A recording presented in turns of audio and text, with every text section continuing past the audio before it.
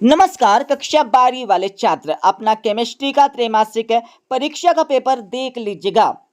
इस पेपर का समय 3 घंटे का होने वाला है। पूर्णांक 70 अंकों का।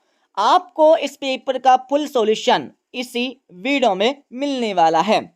सबसे पहले आप सभी को यहाँ पर कुछ निर्देश दिए गए हैं, तो इनको पढ़ लीजिएगा। इनको पढ़ने के बाद इस पेपर का हमारा पहला प्रश्न दिया है, सही विकल्प चुनकर लिखिए जो आपकी परीक्षा में 6 नंबर के पूछे जाने वाले हैं।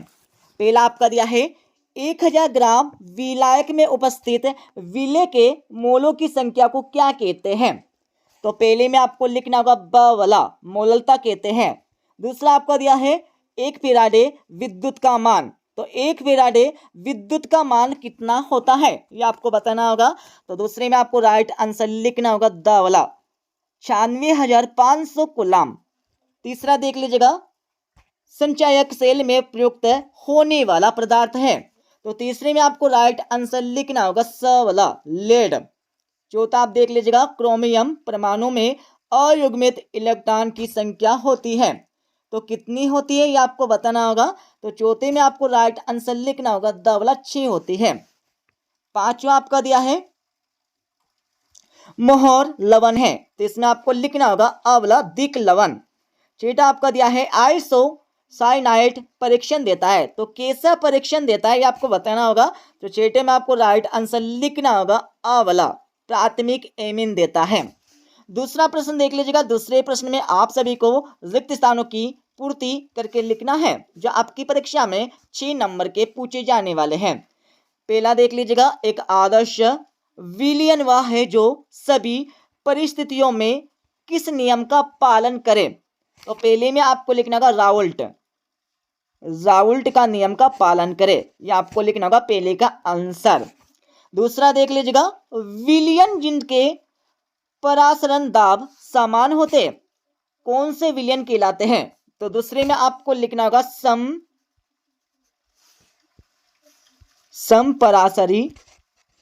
समपरासरी विलियन कहलाते हैं, ये आपको लिखना होगा दूसरे का आंसर। और तीसरा देख लीजिएगा, मानक हाइड्रोजन इलेक्ट्रोड विभव का मान कितना होता है ये आपको बताना होगा। तो तीसरे में आपको लिखना होगा 0.00, ये आपको लिखना होगा तीसरे का आंसर। चौथा देख लीजिएगा, एप ब्लॉक तत्व कौन से तत्व कहलाते हैं ये आपको बताना होगा। तो चौथे का आंसर आप सभी लगा लीजिएगा। इसमें आपको लिखना होगा चौथे में अतः संक्रमण तत्व, ये आपको लिखना होगा, ठीक है। और इसके साथ यहाँ पर पांचवा देख लीजिएगा, Zn केवल कितनी ऑक्सीकरण अवस्था प्रदर्शित करता है। तो पांचवी में आपको लिखना होगा +2 आपको पांचवे का आंसर लगाना है। छठा देख लीजिएगा, सेंट मेयर अभिक्रिया का उत्पाद क्या है ये आपको बताना होगा। तो छठी में आपको लिखना होगा क्लोरोबेंजीन, ये आपको लिखना होगा छठे का आंसर। तीसरा प्रश्न देख लीजिएगा। तीसरे प्रश्न में आप सभी को सत्य अथवा असत्य बताना होगा। जैसे कि हमारा पहला दिया है, फिनोल का स्वभाव अम्लीय होता है, तो बिल्कुल होता है, सत्य हो जाएगा। दूसरा आपका दिया है EDTA षटदंडु लिगेंड है, तो बिल्कुल नहीं है, असत्य हो जाएगा। तीसरा आपका दिया है पीतल द्रव्य विलयन है, तो बिल्कुल नहीं है, असत्य हो जाएगा, ठीक है। चौथा आपका दिया है अभिक्रिया वेग ताप पर निर्भर नहीं करता है, तो चौथे में आपको लिखना होगा असत्य। पांचवा आपका दिया है लेंटेनम एप ब्लॉक का तत्व है, तो बिल्कुल सत्य हो जाएगा। और छठा आपका दिया, छठा भी आपका बिल्कुल सत्य हो जाएगा, ठीक है। चौथा प्रश्न देख लीजिएगा। चौथे प्रश्न में आप सभी को सही जोड़ी का मिलान करके लिखना होगा, तो सही जोड़ी का मिलान आप सभी कर लीजिएगा। रंगहीन, तो इसमें आपको लिखना होगा ब वाला। दूसरा आपका दिया है उदासीन लिगेंड, तो इसमें आपको लिखना होगा CO। तीसरा आपका दिया संसारण, तो इसमें आपको लिखना होगा जंग लगना। चौथा आपका दिया है क्लोरोफिल, तो इसमें आपको लिखना होगा स वाला, मैग्नीशियम। और पांचवा आपका दिया है समुद्री जल का शोधन, तो इसमें आपको लिखना होगा अ वाला, प्रतिलोम परासरण। पांचवा देख लीजिएगा। पांचवें प्रश्न में क्या करना, आपको एक वाक्य में इन प्रश्नों के उत्तर देना है, ठीक है। एक वाक्य में देना होंगे जिससे 5 नंबर यहाँ से कंप्लीट हो जाएंगे, क्योंकि 5 नंबर का ये क्वेश्चन आने वाला आपकी परीक्षा में। पहला देख लीजिएगा, नाइट्रीकरण मिश्रण किसे कहते हैं? तो इसमें आपको लिखना होगा HNO3 प्लस H2SO4 मतलब सल्फ्यूरिक अम्ल का मिश्रण ही नाइट्रीकरण कहलाता है। ठीक है, ये आपको लिख देना है और पहले का आंसर। और दूसरा देख लीजिएगा, कार्बिल एमिन परीक्षण देता है। तो कैसा परीक्षण देता है? तो दूसरे में आपको लिखना होगा प्राथमिक एमिन देता है, प्राथमिक एमिन आपको लिखना होगा दूसरे का आंसर। तीसरा देख लीजिएगा, EDTA का पूरा नाम आपको बताना होगा। तो लिख लीजिएगा इसका आंसर। तीसरे में आपको लिखना होगा एथिलीन डाइमीन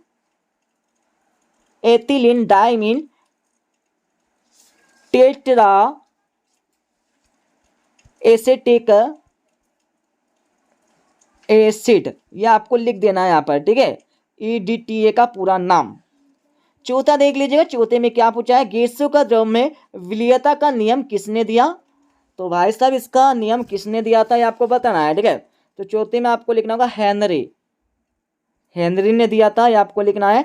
और पांचवा देख लीजिएगा, शुद्ध जल की मोललता होती है तो कितनी होती है? पांचवे में आपको लिखना होगा 55.6 मोल प्रति लीटर, इतनी होती है। ठीक है, ये याद रखना आपको। और अब यहाँ पर हमारे 2-2, 3-3 और 4-4 नंबर के प्रश्न देख लीजिएगा। सभी के आंसर आपको बता देंगे इस वीडियो के लास्ट में। छठा प्रश्न आपका दिया है, समपराशरी विलयन किसे कहते हैं? अथवा वाला प्रश्न आपका दिया है, मोल प्रभाज किसे कहते हैं? इनकी परिभाषा आपको देने होंगे। और सातों प्रश्न देख लीजिएगा, सेल के विद्युत वाहक बल से आप क्या समझते हैं? अत्व वाला प्रश्न आपका दिया है, मानक इलेक्ट्रोड विभव किसे कहते हैं? आठवें प्रश्न में आपको चालक C मतलब चालकता C तथा प्रतिरोध R में संबंध आपको बताना होगा। अत्व वाला प्रश्न आपका दिया है, विद्युत रासायनिक सेल किसे कहते हैं? इसकी परिभाषा आपको देने होंगे। और नौवां प्रश्न देख लीजिएगा, संसारण से आप क्या समझते हो? और अत्व वाला प्रश्न आपका दिया है, प्रबल विद्युत अपघट्य एवं दुर्बल विद्युत अपघट्य में क्या अंतर है? ये आपको बताना होगा। 2 अंतर आपको लिख देना है। 10वां प्रश्न देख लीजिएगा, संक्रमण तत्वों के आयन रंगीन होते हैं क्यों? इसका कारण आपको देना है। अत्व वाला प्रश्न देख लीजिएगा। अत्वे के बाद यहाँ पर हमारा 11वां प्रश्न दिया है, प्रभावी परमाणु क्रमांक को परिभाषित करके लिखना होगा। अत्व वाला प्रश्न आपका दिया है, दिक् लवण किसे कहते हैं? इनकी परिभाषा आपको देना है। 12वां प्रश्न आपका दिया, 12वें के बाद यहाँ पर 13वां प्रश्न दिया है, वांट हाफ गुणांक से आप क्या समझते हैं? इनके अनुप्रयोग भी आपको लिखना होगा साथ में। और अति वाले प्रश्न में आपको तीनों की परिभाषा लिख देना है। ठीक है, और यहाँ पर हमारा 14 प्रश्न देख लीजिएगा, आदर्श व अनादर्श विलयनों में 3 अंतर बताना होगा। और इसके अति वाले प्रश्न में आपको ओम का नियम लिखना है, समझाना है। 15वां प्रश्न आपका दिया। 15वें के बाद आप सभी 16वां प्रश्न देख लीजिएगा। 16वें के बाद आप सभी को यहाँ पर 17वां प्रश्न मिल जाएगा। ठीक है, 17वें के बाद आप सभी को 18वां प्रश्न यहाँ पर मिल जाएगा, जिसमें पूछा है लेंटे लाइट्स एवं एक्टिनाइट्स में आपको 4 अंतर बताना होगा। और अति वाले प्रश्न में आपको डी ब्लॉक तथा एफ ब्लॉक तत्वों में 4 अंतर बताना है। दोस्तों, ये दोनों क्वेश्चन आपकी बोर्ड परीक्षा में बहुत ही बार पूछे जाते हैं, इसलिए इनको अच्छे से पढ़ लेना है। ठीक है, और 19वां प्रश्न देख लीजिएगा, निम्नलिखित के सूत्र आपको लिखना होगा। तो इन सभी के आपको सूत्र लिखना होगा परीक्षा में। अत्व वाला प्रश्न देख लीजिएगा, जिसमें ASN फर्स्ट तथा ASN सेकंड अभिक्रिया में 4 अंतर बताना है। तो ये क्वेश्चन भी आपकी बोर्ड परीक्षा में बहुत ही बार पूछा गया है, वो पूछा जा सकता है, इसलिए इसको भी पढ़ लीजिएगा अच्छे से। मतलब पूरा क्वेश्चन पेपर ही आपको पढ़ना है, त्रैमासिक परीक्षा के लिए और बोर्ड परीक्षा के लिए।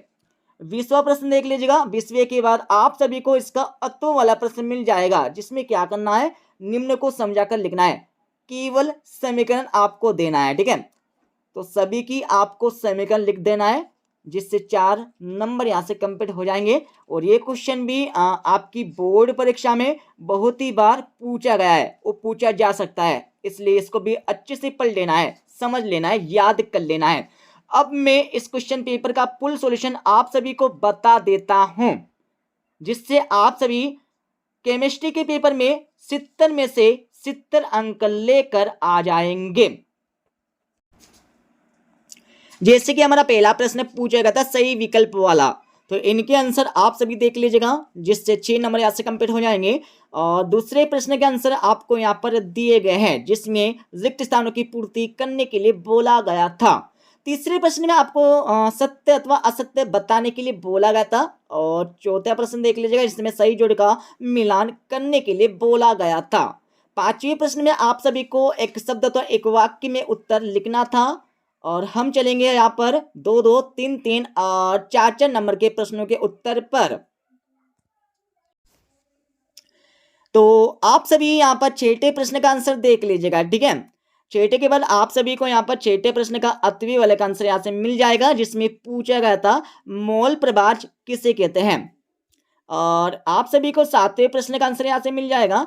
सातवें के बाद आगे हम चलेंगे तो आप सभी को सातवें प्रश्न का अतवी वाले का आंसर यहाँ से मिल जाएगा, ठीक है। और इसके साथ ही आप सभी आठवें प्रश्न का अतवी वाले का आंसर देख लीजिएगा। और आप सभी को नौवें प्रश्न का आंसर यहाँ से मिल जाएगा। नौवें के बाद आप सभी को 10वें प्रश्न का आंसर यहाँ से मिल जाएगा। 10वीं के बाद आगे हम चलेंगे तो आप सभी को 10वें प्रश्न का अति वाले का आंसर यहाँ से मिल जाएगा। सबसे पहले आपको क्वेश्चन को पढ़ना है, उसके बाद ही आपको इनके आंसर याद करना है। और आप सभी 11वें प्रश्न का अति वाले का आंसर देख लीजिएगा। इसके साथ ही आप सभी को 12वें प्रश्न का आंसर मिल जाएगा। 12वीं के बाद आगे हम चलेंगे तो आप सभी को 13वें प्रश्न का आंसर यहाँ से मिल जाएगा, ठीक है। और इसके साथ ही आप सभी को 13वें प्रश्न का अतवी वाले का आंसर यहाँ से मिल जाएगा। और आगे हम चलेंगे तो आप सभी को 14वें प्रश्न का आंसर यहाँ से मिल जाएगा।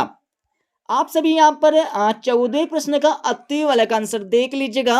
और इसके साथ ही आप सभी को 15वें प्रश्न का आंसर यहाँ से मिल जाएगा। 15वें के बाद आगे हम चलेंगे तो आप सभी को 16वें प्रश्न का आंसर यहाँ से मिल जाएगा। 16वें के बाद आगे हम चलेंगे तो आप सभी को 17वें प्रश्न का आंसर यहाँ से मिल जाएगा। 17वें के बाद आप सभी को 17वें प्रश्न का अति वाले का आंसर यहाँ से मिल जाएगा, ठीक है। स्क्रीनशॉट ले लीजिएगा, थोड़ा जूम करेंगे हम ताकि आपको अच्छे से दिखाई देगा, देख लीजिएगा। ये हमारा 17वें प्रश्न का आंसर हो जाएगा अति वाला का। और इसके साथ आप सभी को 18वें प्रश्न का आंसर दिया है, जिसमें लेंटेनाइड तथा एक्टिनाइड में आपको अंतर बताना होगा।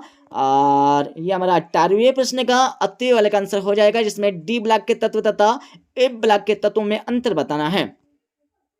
आप सभी 19वें प्रश्न का अति वाले का आंसर देख लीजिएगा। और इसके साथ ही आप सभी को 20वें प्रश्न का आंसर यहाँ से मिल जाएगा। 20वीं के बाद आगे हम चलेंगे तो आप सभी को 20वें प्रश्न का अति वाले का आंसर यहाँ से मिल जाएगा। थोड़ा और जूम करेंगे, ठीक है, स्क्रीनशॉट ले लीजिएगा। तो इस प्रकार से हमने इस क्वेश्चन पेपर का फुल सॉल्यूशन बता दिया है। तो इस क्वेश्चन पेपर को पूरा पढ़ लीजिएगा, ठीक है। मिलते अगले वीडियो में।